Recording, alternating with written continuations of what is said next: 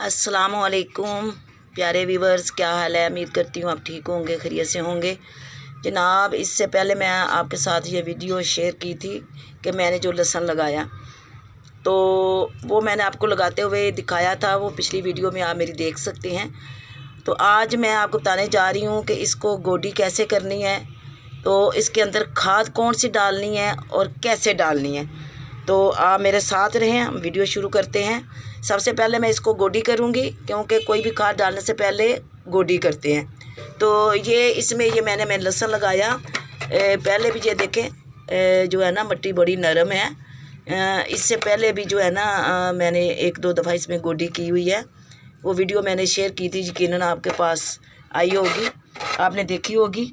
तो आज मैं जो है ना खाद डालनी है इसमें, और वो कौन सी डालनी है, तो गोडी कैसे करनी है, कितनी करनी है, कैसे कैसे पौधों के करीब से करनी है, दूर से करनी है, बिल्कुल करीब नहीं। ये बीच में ये एक जो पौधा है ना, ये बीच में टमाटर का है। तो ये टमाटर का मैंने पहले लगाया था, तो फिर इसकी साइडों पे जगह थी तो मैंने इसके अंदर ये भी लगा दिया। और ये जनाब, ये देखें, ये ऐसे नरम नरम मिट्टी आपने करनी है साइडों से, क्योंकि लहसुन को जितनी गोडी दी जाए उतना ही लहसुन जो नीचे उसकी गंडी होती है वो ज़्यादा मोटी और मज़बूत होती है, और उसकी जो तुरियाँ, जिसको हम तुरियाँ कहते हैं, वो फिर ज़्यादा जो है ना मोटी होती हैं। तो ये जनाब हम आहिस्ता आहिस्ता इसको गोडी करेंगे। ये देखें, ये इन दो बर्तनों में ये तीसरा और ये चौथा जो मैंने देज की मैंने आपको बताया था। ये देखें, ये देखो, पहले ही नरम मिट्टी, क्योंकि जो मिट्टी मैं तैयार करके लगाती हूँ, आपको बताया हुआ मैंने मिट्टी खुद तैयार करती हूँ, तो वो नरम होती है, क्योंकि उसमें मैं तमाम चीज़ें जो है ना वो ऐड करती हूँ, जिसमें ये गाय का गोबर होता है, रेतली मिट्टी, वान की मिट्टी और दूसरी मिट्टी, ये तमाम मिट्टियाँ जब शामिल करते हैं तो फिर ये मिट्टी जो होती है ना नरम हो जाती है। वो सख्त मिट्टी, चिकनी मिट्टी तो बिल्कुल भी सूटेबल नहीं है, ख़ासकर लहसुन के लिए, किसी भी चीज़ के लिए सूटेबल नहीं है। तो ये जनाब, इनमें ये हमारी होगी गोडी। ये देखें, अब हम इधर आते हैं। ये जो मैंने छोटी सी बनाई हुई थी, ये देखें, इसकी भी जो है ना मिट्टी कितनी नरम है। ये छोटी सी जो मैंने क्यारी बनाई हुई थी, आप देखते रहें, मेरे साथ रहें। ये देखो, पुरानी जो मैंने अपनी छुरी रखी है, इससे चीज़ें भी काटती हूँ और इससे मैं गोडी भी कर लेती हूँ, मिट्टी को नरम भी कर लेती हूँ। तो इसके लिए ज़्यादा बड़े बड़े औज़ारों की ज़रूरत नहीं होती। तो ये जनाब देखें, ये मैं थोड़ी थोड़ी ये गोडी करूँगी, यानी इसको नरम करके, क्योंकि खाद डालनी है तो इसको फिर ज़रा नरम करना पड़ेगा। नरम करके इसमें वो मैं खाद डालूँगी। मैं अभी बताती हूँ कि इसमें मैं कौन सी खाद डालने जा रही हूँ, तो मेरे साथ रहें, देखते रहें।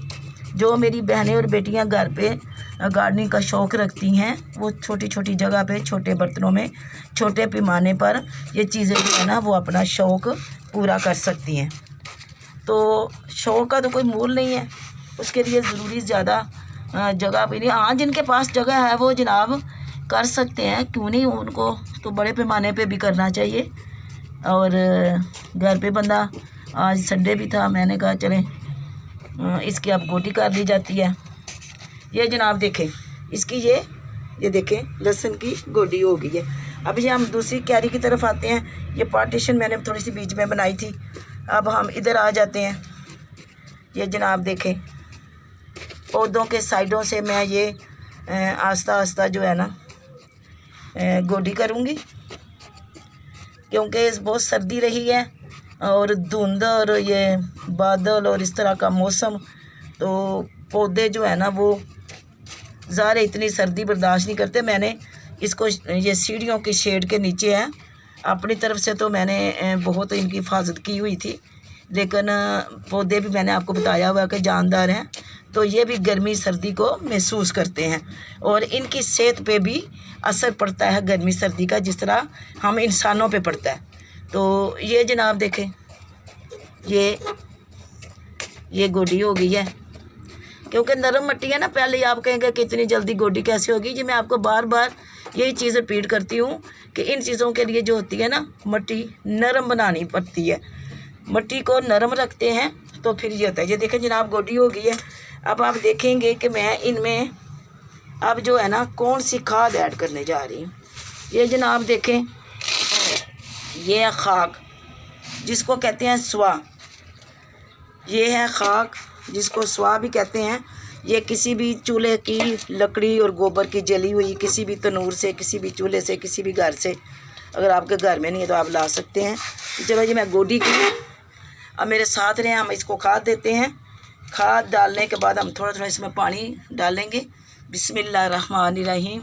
ये देखें जी, आप जितनी भी ज़्यादा डालेंगे लहसुन में, ये आप याद रखें कि लहसुन होता ही इससे है। इसको 3-4 गोडियों की ज़रूरत होती है, अगर ज़्यादा भी हो जाए तो वेल डन, नहीं तो 3-4 जो है ना वो गोडियाँ लहसुन के लिए ज़रूरी होती हैं। ये देखें जनाब, इसमें ये अब ये खाद डल गई है जिसको आप खाक कहते हैं, स्वा भी कहते हैं, जो किसी भी तनूर से, किसी भी चूल्हे से, लकड़ियों की। और जनाब अब इसमें जो मिट्टी ज़्यादा लग रही है, मैं कोशिश करूँगी कि हम थोड़ी थोड़ी जो मिट्टी है ना मैं इसमें से निकाल लूँ, क्योंकि इसमें जो खाद डालनी है तो उसके लिए फिर ये जगह कम हो जानी है। ठीक है, अब ये मैंने इसमें से ये मिट्टी निकाल ली, मुझे लग रहा है कि ये ज़्यादा है, इसको हम थोड़ा सा कम कर देते हैं मिट्टी को, ताकि हम इसमें खाद को ऐड कर सकें। तो ये जनाब बिस्मिल्लाहिर्रहमानिर्रहीम, ये खाद जो होती है ना ये इसके लिए इंतहाई, और इसकी खाद यही है। आप कहेंगे कि ये तो स्वाद डाल रही हैं, कह रही हैं कि ये खाद है, लहसुन के लिए यही खाद होती है।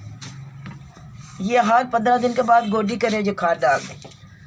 ये रहे जी, अब इधर आ जाते हैं हम, ये देखें, ये जनाब हमने ये खाद डाल दी। इसके बाद हम इसमें थोड़ा थोड़ा पानी लगाएंगे।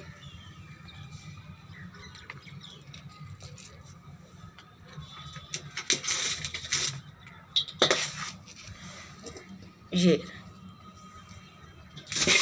अल्लाह ताला ने कोई चीज़ जो है ना बेकार नहीं बनाई। अब देखें, ये जो खाक है, स्वा है, गोबर, ओपले, लकड़ियाँ जलाकर तो हम तो ये समझते हैं ना ये कूड़ा किरकट है, इसको फेंक दो, तो लेकिन ये पौधों की खुराक है, ये पौधों की ग़िज़ा है। हर पौधे की कोई ना कोई ग़िज़ा होती है। ये लहसुन के लिए, किसी भी वैसे फसल के लिए ज़मीनों में जिस तरह वो एक रूढ़ी जो होती है डाली जाती है तो उसके अंदर तमाम चीज़ें होती है, इसी तरह ये भी जो होती है लहसुन के लिए इंतहाई मुसर है। मुज़र नहीं है, मौसर है जनाब। अब हम ये हमने खाद डाल दी, अब हम इसमें अब पानी देंगे, थोड़ा थोड़ा पानी इसमें करेंगे। बिस्मिल्लाहिर्रहमानिर्रहीम। ये देखें जी, अब इसमें ये थोड़ा थोड़ा हम पानी डालते जाएंगे।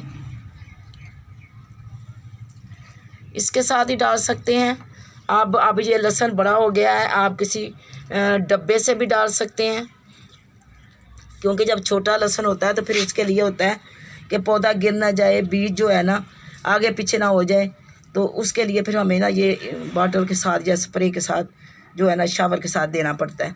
तो इधर तो आप वैसे भी डाल सकते हैं, लेकिन मेरा ख्याल है कि मैं ज़रा ऐसे ही डालूँगी, यही बेहतर रहेगा। तो क्योंकि बाकी जो है ना कल इंशाअल्लाहुल अज़ीज़ जो है ना बाकी भर के पानी मैं कल दूँगी इंशाअल्लाह।